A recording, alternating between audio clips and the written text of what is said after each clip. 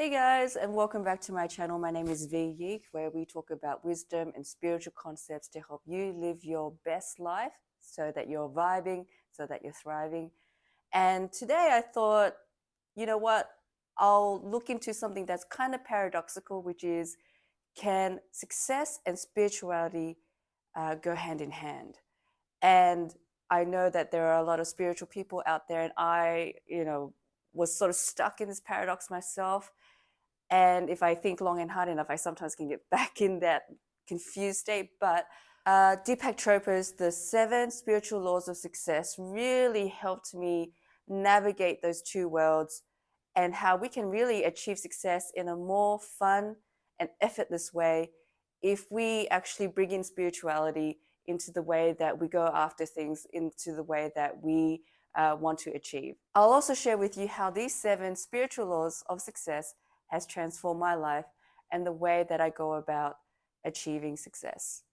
All right, let's get into it. You know, many of us face this dilemma when we embark on this spiritual path where we think there's this expectation to renounce all material things, to no longer go after things.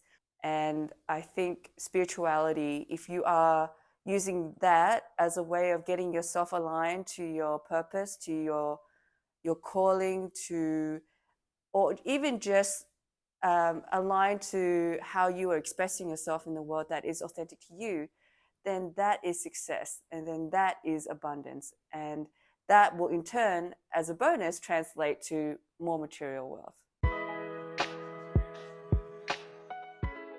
The law of pure potentiality is about tapping into your limitless self, and you can do that through meditation or another process that works for you, and really aligning with your authentic self. The law of giving and receiving is somewhat paradoxical.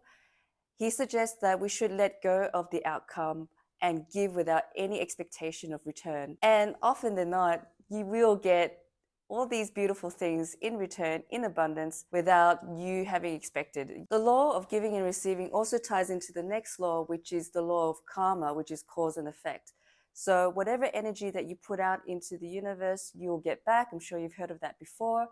And it's the same about giving and receiving. So you give without attachment to the outcome, without expectation of return. But at the same time, because of the law of karma and the law of cause and effect, you will likely get it in return, whatever you put out. Then the universe will conspire to help you, will orchestrate all the details for you. The law of least effort is about letting go of efforting. It's really about finding the downstream path to what you want. And to do that, you really need to focus on the inside, get into alignment, and then only take action when it feels right to do so because you are aligned internally. The next law is the law of intention and desire. Get clear on what your intentions are, align it to the self, and if you are sincere and it's coming from a good place, of your highest good, for the highest good of the collective, the flip side of the law of intention and desire is actually the law of detachment, of letting go. Detachment here is something I've always struggled with, which is really about letting go of the outcome.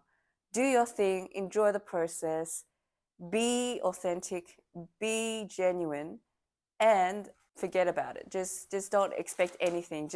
You can't control the outcome. Trust that the universe will orchestrate the details for you. The universe will come up with a plan that is far greater than your own visioning. The law of Dharma, or purpose in life, is what I think the red thread that runs through all of these spiritual laws. And it's about just understanding your unique talents and aligning your purpose to your authentic self. And as a byproduct, as a natural byproduct, success will follow you. You will have fulfillment. You will feel like you have purpose in life, obviously, because you're aligned. And that's the most powerful law, and I think that sets the foundation for all the laws to work. I think these sets of 7 spiritual laws of success are very complete. They're very comprehensive. They build on each other to create more of each other. And I really do think that it's a wonderful set of principles to think about when you're, going about your day and you're feeling like you might be starting to get sucked into the 9 to 5 kind of rat race, or anything that doesn't feel authentic to you, I would use this as, sort of like the 10 Commandments kind of thing, but less prescriptive, to just see if you are guided by these spiritual laws, if you are living by these spiritual laws, and in what places in your life can you bring in more of these concepts so that you can live a more aligned, fulfilled life. I have to say, I came across this book really, really early on into my spiritual journey. It was probably maybe the second or the third book. I really needed some guidance, some really foundational understanding of how spirituality works. And I guess this is sort of a subset of that, by going into how spirituality can promote success in your life. Because I bought into the world where if you want to be successful in work or have material wealth, you have to be cutthroat, you have to be competitive. It's me against you kind of mentality. And I just felt like there was something missing. I just didn't know how to be moving through this world more authentically. And I'm still on this journey. I'm still finding out what are my natural strengths that I can bring into this world, or that I get fulfillment just by sharing. And I think doing this channel, for instance, is a step in the right direction for sure. I do think that it's given me a way to have more clarity in the way I go about things. So it's actually saved me a lot of time, because now that I'm clear about what I want and how I want to get there, the things that just don't align, they just drop out of my purview. They just don't become part of my life. And then all of a sudden I have all this time to really think about how I want to dedicate that time and direct it towards something that I'm now more aligned to and more clear about. I'm still doing the work to let go some of those beliefs where, I need a certain title, I need a certain status, I need to be earning a certain amount of money in order to be considered successful. But at the end of the day, we define how we want to be successful. We define the definition of success for ourselves. And I think those spiritual laws really, really help us, guide us back onto discovering what that is for us in a more authentic and sincere way. And I just love how simple these laws are. And I just love how impactful it is. It's actually, if you can embed these spiritual laws into your life, and then over time it compounds to bring about radical transformation. And I think it's only going to get better from there. So for me, in order to apply these laws more practically, I will share with you what I do on a somewhat regular basis to actually bring these spiritual laws into life. So the first one, for the law of pure potentiality, I often meditate to get into a state where I'm tapping into myself, where I'm grounding myself, and really connect to the wonder of my inner universe. And from there, sometimes I'll get into a place where I can tap into all this energy, where I know I'm in the field of limitless possibility. I know that I can, from this space and energy, create an intention that I will shoot out off into the physical world. And that will be the line that I follow, the path that I follow, until such a time the next path, the next 3 feet of my path will reveal itself. Another way I connect to the pure potentiality within myself is going through walks in nature. I'm so lucky that I live next to this beautiful lake, and I try to walk around it almost every night, every evening. There's a patch of grass that I love to just kick off my shoes and just have my bare feet just touch the grass, and somehow it just makes me feel more calm. It makes me feel more centered, and it feels like I've just had a reset, an energetic reset, and I feel more calm and ready to go. So those are the 2 things that I generally do to tap into the field of pure potentiality. The next law, which is giving and receiving, I like to, whenever I past someone, even if it's someone I don't know, just give them a little blessing or give them an internal compliment, because I know that if I just randomly spout out loud that I like this and I like that about you, like all the time, it will be kind of weird. But I think your thoughts, they carry an energy with them. So I try to, wherever possible, whenever I'm not in my own world, just give people that I pass by a little blessing, a little compliment.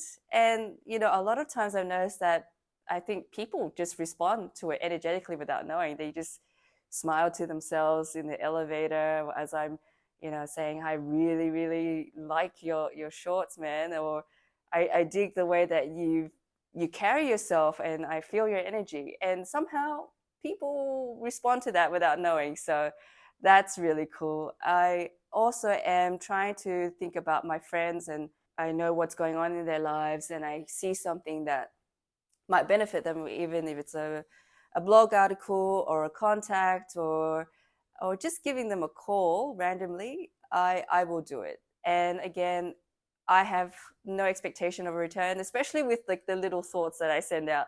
Obviously, people don't expect to say thank you because I haven't said them out loud to them directly.